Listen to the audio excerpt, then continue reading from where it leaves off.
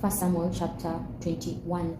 Then David came to Nob to Ahimelech the priest. Ahimelech came to meet David trembling and said to him, "Why are you alone and no man with you?" David said to Ahimelech the priest, "The king has commanded me to do something, and has said to me, 'Let no one know anything about the business about which I sent you and what I have commanded you. I have sent the young men to a certain place. Now therefore, what is under your hand? Please give me 5 loaves of bread in my hand, and or whatever is available." The priest answered David and said, "I have no common bread, but there is holy bread. If only the young men have kept themselves from women."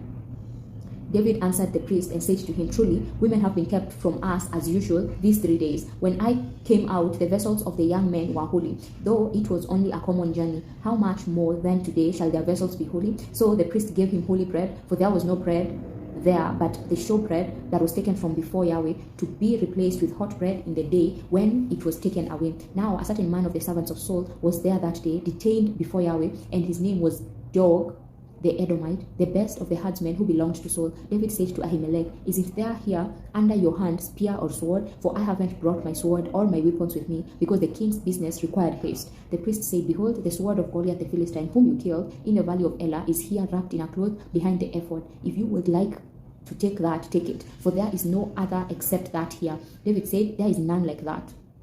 Give it to me." David arose and fled that day for fear of Saul, and went to Achish, the king of Gath. The servants of Achish said to him, "Isn't this David the king of the land? Didn't they sing to one another about him in dances, saying, 'Saul has slain thousands, and David his 10,000s. David laid up these words in his heart and was very afraid of Achish the king of Gath. He changed his behavior before them and pretended to be insane in their hands, and scribbled on the doors of the gate, and let his spittle fall down on his beard. Then Achish said to his servants, "Look, you see the man is insane. Why then have you brought him to me? Do I lack madmen that you have brought this fellow to play the madman in my presence? Should this fellow come into my house?"